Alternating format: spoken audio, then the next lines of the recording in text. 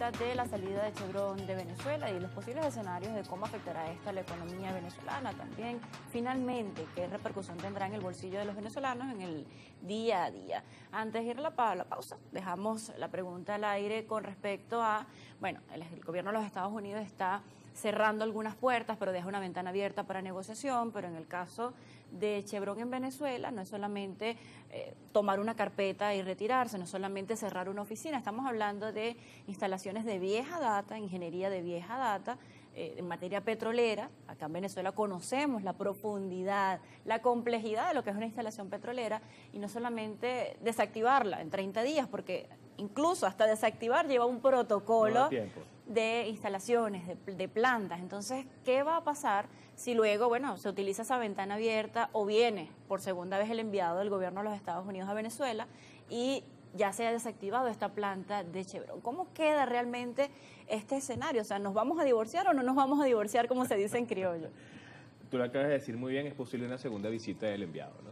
Ante la perentoria fecha en la cual en teoría hay que cerrar operaciones, ¿no? Imposible recoger los activos de una industria en 30 días, ¿no? Y efectivamente eso obliga un poco más a sentarse a hablar y a presionar, ¿no? El tema con esto es que los principales efectos, de alguna manera, si bien a nivel de incertidumbre está la posibilidad y el margen de maniobra que pueda tener el Ejecutivo a nivel del lobby político, ya de alguna manera lo estamos comenzando a ver desde el punto de vista de algunos indicadores, ¿no? Para todos nosotros. Para nadie es un misterio que la economía venezolana, la economía no petrolera, todavía tiene un camino por recorrer a nivel de su recuperación. Lo veíamos recientemente con la encuesta de coyuntura cuarto trimestre con industria, ¿no? Que si bien no necesariamente recoge la totalidad de las impresiones de todos los industriales en Venezuela, nos da una imagen, una foto de las posibilidades que tenemos nosotros. Y lo cierto es que hay muchas cosas por hacer todavía. En términos generales, Venezuela enfrenta un panorama de no resolverse esto en el corto plazo, complejo, porque en definitiva buena parte de el bienestar económico nuestro depende o pivota sobre los ingresos que venían de la actividad de Chevron, ¿no? A nivel de intervención cambiaria, que es una estrategia que el Banco Central ha estado aplicando, a nivel de encaje legal, desde el punto de vista del Banco Central de Venezuela también, pero ya desde el punto de vista del control de la liquidez, el financiamiento del gasto y sobre todo el efecto que pueda tener esto desde el punto de vista tributario a nivel de las empresas, porque de alguna manera, de algún lado tiene que salir el dinero para seguir financiando el gasto, ¿no? Entonces esto de alguna forma tiene que preocupar en tanto a empresarios venezolanos de a pie, porque en definitiva, si bien no lo hemos visto todavía desde el punto de vista del tipo de cambio no oficial, que si bien la brecha sigue estando sobre el 20% y más bien hemos visto un retroceso en los últimos días, es importante notar que el tipo de cambio oficial se ha comenzado a crecer y ha crecido de manera consistente, ¿no? Entonces, de alguna manera, todos estos elementos configuran una situación un tanto compleja para tomar en consideración y es allí donde ese margen de maniobra estos pocos días se sigue cerrando, ¿no? Usted habla de esta alternativa no petrolera que en los últimos 3 años ha presentado números bastante positivos,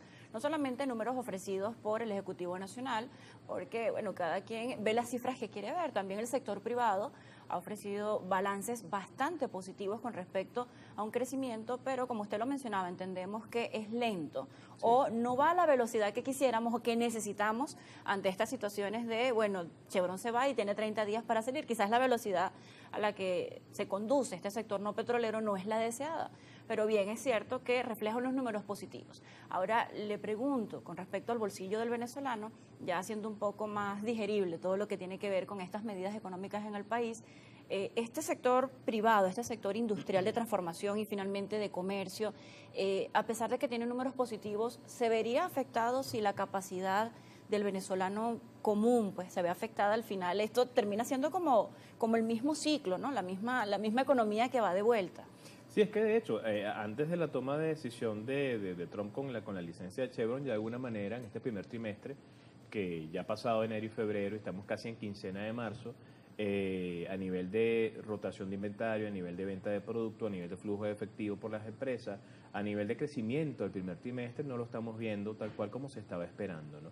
Tú lo acabas de decir muy bien, es lento, los cambios son lentos, pero la economía no ha arrancado a la velocidad que muchos deseamos, ¿no? Bueno, los primeros trimestres también son lentos, pero quizás esto ha colocado un poco de sazón. Un elemento adicional, claro, sí. Tú ves por lo menos información como la de KBC, con un 15% de desocupación de centros comerciales en promedio a nivel general, no necesariamente se están vendiendo los productos a la misma velocidad. Y esto tiene que ver con una pérdida de poder de compra, poder adquisitivo de los venezolanos, donde en teoría este año, que es un año de elecciones, se está esperando quizás un anuncio de bien sea aumento de salario, bien sea aumento de los complementos para los trabajadores desde el punto de vista del ingreso. Un ingreso mínimo oficial que sigue estando en 130 bolívares, al tipo de cambio de hoy menos de $2, 1,99.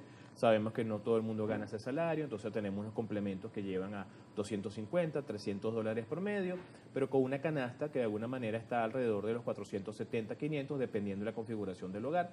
Esto nos hace ver que de alguna forma uno de los elementos más importantes a tomar en consideración es la recuperación del poder de compra del venezolano, pero para eso de alguna manera a nivel del sector público y privado se tiene que generar una mejora a nivel de los ingresos.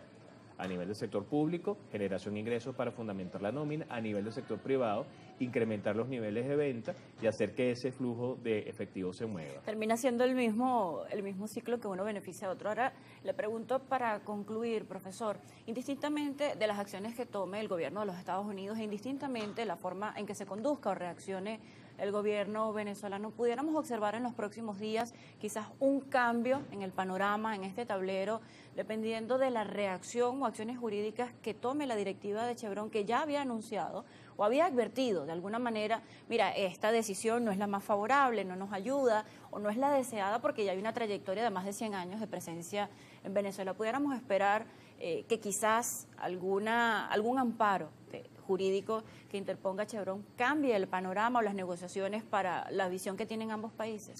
Bueno, cada uno de los actores está moviendo sus piezas, ¿no? Chevron efectivamente ha manifestado su interés en seguir en Venezuela, seguir explotando, seguir generando su actividad. Venezuela efectivamente quiere que eso siga ocurriendo. Esta licencia, esta revocatoria de la licencia ya oficial por vía de los FAC forma parte de una orden ejecutiva que es una decisión de presidente de Estados Unidos. Entonces hay muchas fuerzas encontradas. Efectivamente cada quien está haciendo su lobby para que todo funcione. Pero en el medio estamos todos nosotros, ¿no?